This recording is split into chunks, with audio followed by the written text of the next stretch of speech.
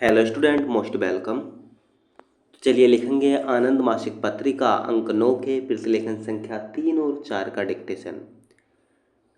Dictation लिखने से पहले इसमें आने वाले कुछ हार्ड वर्ड और वाक्यांश की आउटलाइनों पर नज़र डाल लेते हैं।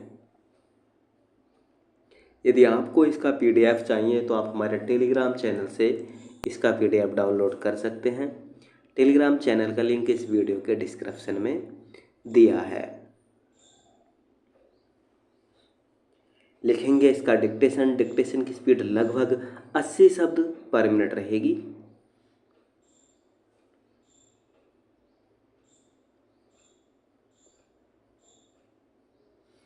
तो चलिए डिक्टेशन स्टार्ट करते हैं 5 सेकंड बाद।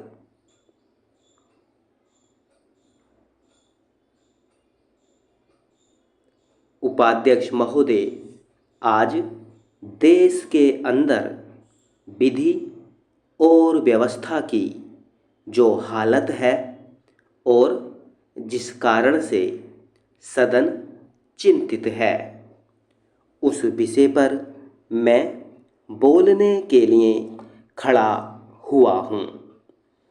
इस विषय पर जो भिन्न भिन्न वक्तव्य मेरे साथियों ने दिए हैं, मुझे बड़ा आश्चर्य होता है।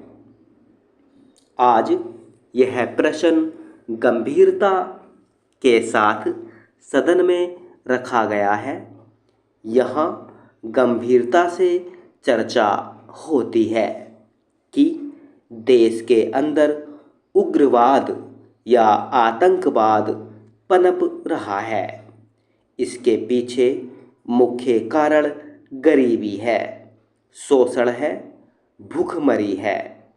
मैं इन कारणों को नहीं मानता।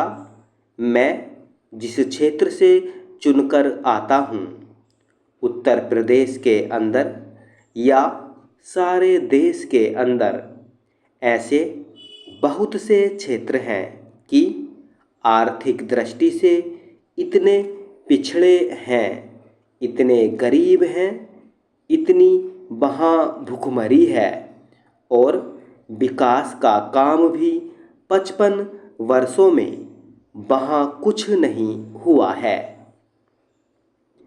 जैसे उत्तर प्रदेश और मध्य प्रदेश का बुंदेलखंड क्षेत्र है, वहाँ उग्रवाद की भावना क्यों नहीं है? वहाँ पर नौजवान देशभक्त क्यों हैं? वहाँ आज नौजवान कानून और व्यवस्था के अंतर्गत देशभक्ति की भावना से ओतप्रोत होकर कार्यक्रमों को लेकर अपने क्षेत्र के विकास के लिए, चाहे राज्य सरकार हो चाहे केंद्र सरकार हो, तत्पर हैं। वहाँ पर आंदोलन होते हैं, लेकिन आंदोलन की दिशाएं भिन्न हैं। आज जो देश के अंदर आतंकवाद पनप रहा है, उसके कारणों को जाना जाए, मुझे छोटी सी बात याद आती है। मैं उस परिप्रेक्ष्य में नहीं जाऊंगा। घर में आग लगी, घर के चिराग से आतंकवाद अगर पैदा हुआ है तो वह सदन में बैठने वाले राजनीतिज्ञों द्वारा पैदा हुआ है, बड़े बड़े नेताओं द्वारा पैदा हुआ है। और यही कारण है कि आज हिंदुस्तान के अंदर आतंकवाद पनप रहा है। आतंकवाद देश की एकता, अखंडता, एकात्मकता को चुनौती दे रहा है, एक प्रश्न बनकर खड़ा हो गया है। आज इस देश के सामने सबसे बड़ी आतंकवाद की चुनौती है।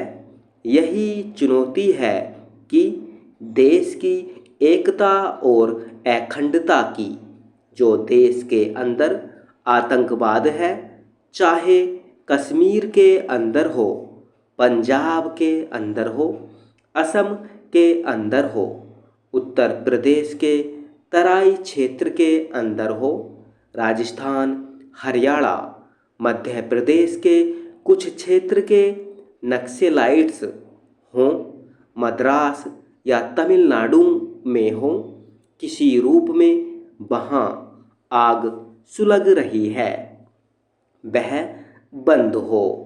अगर इसके पीछे भी चुनौती है तो देश के लिए सबसे बड़ी चुनौती है राष्ट्रीय एकता, अखंडता की। उपाध्यक्ष महोदय, मैं इस स्थिति को क्षेत्रीय समस्या नहीं मानता। इस समस्या को मैं इस सरकार की समस्या नहीं मानता हूँ। यह सारे हिंदुस्तान की, राष्ट्र की समस्या है और सभी राजनीतिक दलों को इस संबंध में अपने राजनीतिक मतभेदों को भुलाकर सच्चाई के आधार पर, वास्तविकता के आधार पर आज इस बात का निर्णय करना पड़ेगा। इस पर यह नहीं सोचना पड़ेगा, मान लीजिए आज किसी भी राजनीतिक दल के अंदर ऐसे कार्यक्रम हैं, ऐसी योजनाएं हैं, कार्यकर्ताओं की मनोवृत्ति है जिससे देश की राष्ट्रीय एकता, अखंडता की रक्षा हो सकती है, यह मजबूत हो सकती है, तो सब दलों को उस प्रकार के कार्यक्रमों को बनाना पड़ेगा। आज मैं इस विषय को उठाना चाहता हूँ कि जब तक कश्मीर के अंदर 370 धारा समाप्त नहीं होगी, कश्मीर के अंदर आतंकवाद की जड़ें नष्ट नहीं होंगी। मैं एक बात को कहकर अपना भाषण समाप्त करूंगा, क्योंकि कल माननीय मंत्री महोदय इस विषय पर उत्तर देने वाले हैं।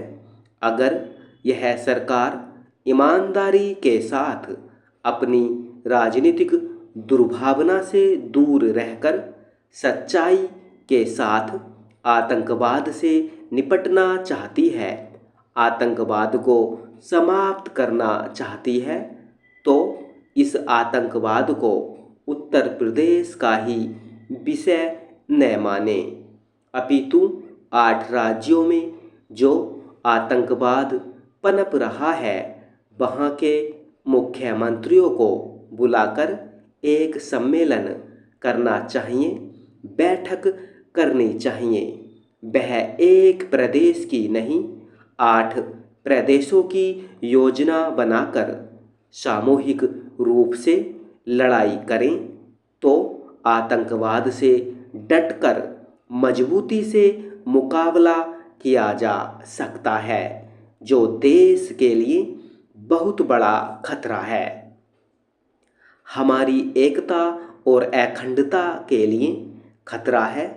आपने पंजाब में आतंकवाद को समाप्त करने के लिए फौज लगा दी, लेकिन पंजाब की सीमाओं को सील नहीं किया। परिणाम यह हुआ कि उत्तर प्रदेश की तराई में आतंकवाद फैल रहा है।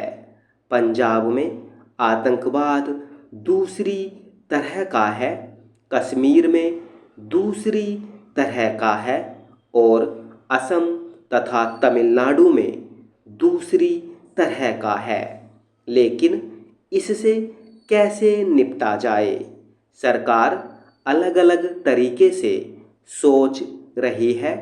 इस सदन के बहुत से महानुभाव सोच रहे हैं, लेकिन इसको सोचने के लिए एक रूप देना पड़ेगा, एक तरीका अपनाना पड़ेगा, एक पद्धति अपनानी पड़ेगी, एक कार्यक्रम बनाना पड़ेगा।